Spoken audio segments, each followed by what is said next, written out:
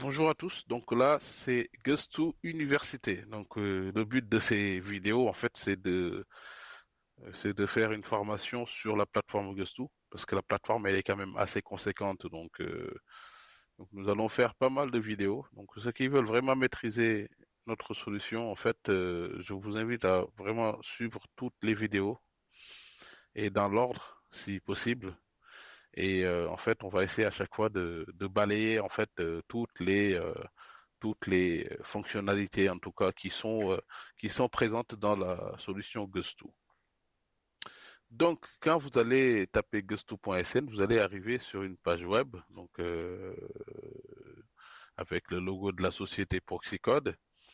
Donc, en fait, vous cliquez sur aller sur l'application, et puis une fois sur l'application, là, vous êtes capable de soit créer votre école parce que vous n'avez pas d'école, soit vous connecter dire tout simplement à votre compte.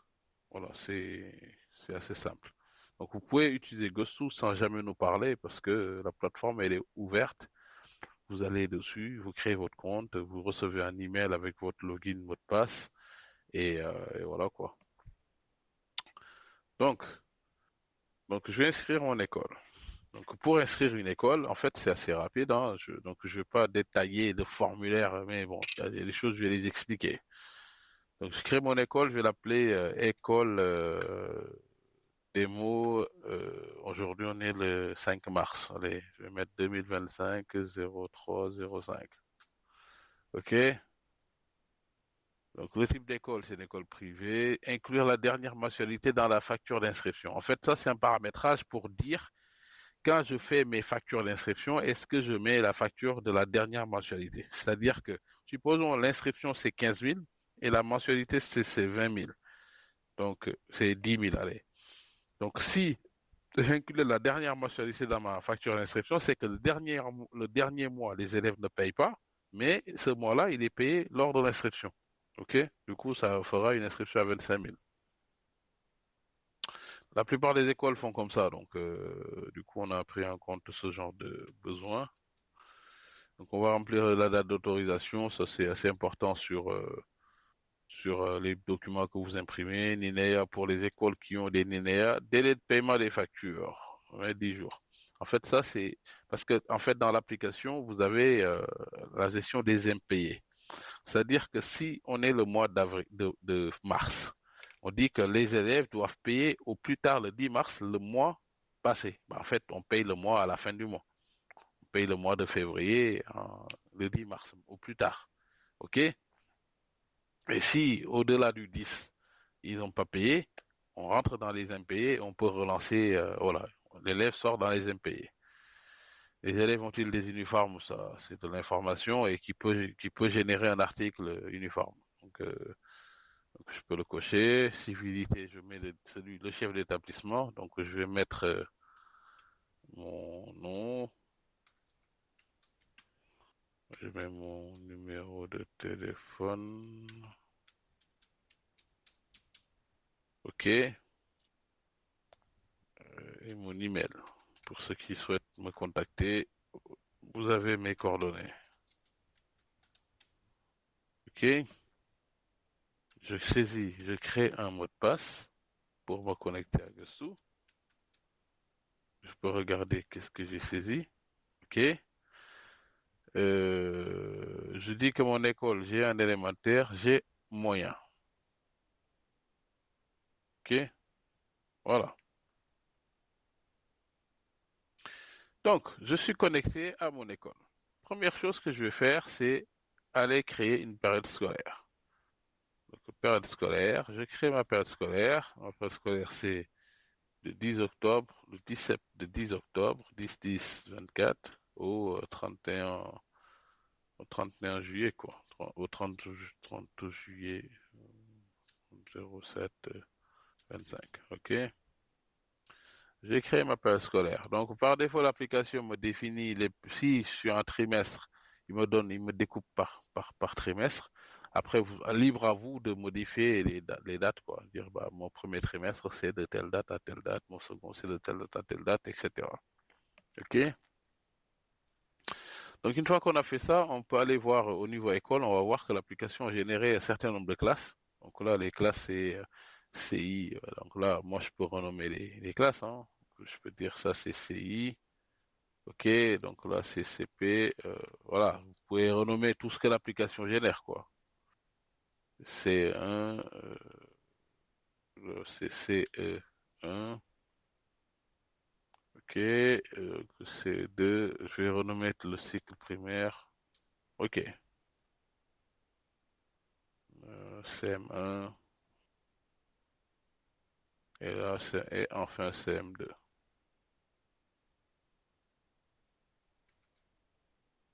OK? Par défaut, en fait, comme j'ai dit à l'application, moi j'ai un élémentaire et un moyen, il m'a généré toutes les classes. Maintenant, il se peut que j'ai des doubles niveaux. Imaginons, j'ai deux troisièmes. OK? Donc, je peux dire, bah, c'est troisième A et je peux créer une nouvelle classe. Donc, je dis ma classe, c'est troisième B. Donc, voilà, je peux lui mettre une salle par défaut et lui sélectionner un niveau. On est sur le moyen, hein. Ok, vous voyez, donc j'ai troisième A et j'ai la classe de troisième B. Ok, donc voilà, je peux créer, je peux ajouter des classes et je peux imprimer toutes les feuilles d'appel de toutes les classes si je veux. Voilà. Mais pour l'instant, si je clique, il y a rien qui sort, quoi. Parce que j'ai pas d'élèves, j'ai rien, quoi. Donc, vous voyez, il me met toutes les classes, mais pour chaque classe, CI, CP, mais il n'y a pas d'élèves. Ok, ça c'est une fonctionnalité assez utile. Donc j'ai créé mes classes, voilà, mes classes, j'ai pas besoin de trop les modifier. Donc il y a aussi ce qu'on appelle dans les ressources, en fait, il y a les salles, en fait, vous pouvez renommer les salles. Pour la salle 1, on peut mettre salle Ahmadou Bamba, quoi, par exemple, Ahmadou Bamba, voilà. Puis je peux mettre une capacité et dire, bah, la salle c'est 99. Et par exemple, une fois que j'ai créé ma salle, voilà, le nom de la salle change. Donc vous pouvez renommer vos salles comme vous voulez, quoi. Et par contre, si je viens dans ma classe, je peux dire, bah, ma classe de CP, je lui mets dans la classe Ahmadou Bamba, quoi. Voilà, voilà. OK? On peut associer les classes à des salles. Les salles, c'est des ressources. Voilà, donc une fois qu'on a fini ça, on va aller sur les ressources toujours. On peut créer du personnel. Donc, on peut créer du personnel comme les enseignants, les secrétaires, etc. Donc, pour créer. Donc, si vous voyez l'application, c'est assez simple, hein. À chaque fois, vous rentrez de quelque part sur une route, vous avez un bouton créer et puis après, vous avez un tableau et quand vous cliquez sur modifier, vous avez une fiche pour modifier. Donc, ça, c'est toujours comme ça. Et au niveau des tableaux, vous avez des boutons d'action. Ici, les actions que vous ne voyez pas. Donc, si je vous montre école, vous voyez dans école, vous avez des actions avec pas mal d'actions quoi, qu'on peut utiliser. Donc, si on retourne dans ressources, on peut créer du personnel. Donc, pour créer du personnel, il suffit de venir remplir la fiche civilité, monsieur, Cham, allez, Cham, Amadou. Et date de naissance, on peut mettre 01 01 79 1979, lieu de naissance, Rufisque. Allez, comme je suis né à Rufisque, je préfère saisir Rufisque. Donc, au Sénégal, on peut mettre l'adresse de Monsieur Cam, dire que c'est un enseignant, est-ce que c'est un surveillant, etc. Dire c'est un type de paiement, est-ce qu'il est payé au forfait horaire ou au forfait mensuel ou s'il est fonctionnaire, etc. OK? Et puis, je peux même lui créer un compte Gusto. OK? Si je veux. Donc, je peux lui donner un compte Gusto si je veux, mais par contre, si je saisis un compte, il faut que je saisisse un email, quoi. Donc, l'application me bloque la sauvegarde parce qu'il me faut un email, parce que c'est l'email qui servira de login. OK? Donc, si on continue, on a vu les élèves, on a vu les classes, on a vu les salles, on a vu le personnel. Donc, on va voir rapidement les élèves, donc scolarité élève. Donc là, en fait, si je veux, je crée un élève. Pareil pour les enseignants, je saisis. Mais en général, quand on démarre une école, pour les écoles qui ont déjà leurs fiches, en fait, vous pouvez importer vos fiches d'élèves, quoi. Soit vous téléchargez le modèle d'import et derrière vous le remplissez. En fait, vous pouvez télécharger le modèle d'import, ok? Et puis ce modèle d'import il va s'ouvrir et quand il va s'ouvrir, vous pouvez remplir quoi, ok? Vous le remplissez et puis après vous l'importez.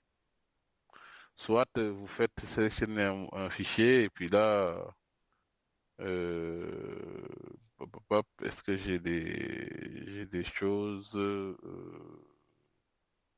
élèves Sénégal, allez, clac clac. Voilà, j'ai saisi ça, c'est tous mes élèves, c'est importé. Voilà, vous voyez, j'ai importé mes élèves en 2 secondes quoi. Donc pour chaque élève, je peux aller voir la fiche en double-cliquant. En fait, j'ai été un peu vite. Donc pour voir le détail d'un élève, soit on va sur l'élève, on fait double-clic. Et là, il y a plein d'onglets en fait ici, parents, bulletins, pathologie par rapport au PAI. On peut déclarer une pathologie à l'élève. Voilà, dire que, etc. Et puis date de diagnostic, si c'est guéri, on peut saisir. C'est toujours de l'information utile hein, pour une école. Ou bien on revient sur l'école, on fait les 3 points et on inscrit, on modifie quoi, on modifie l'élève, ok?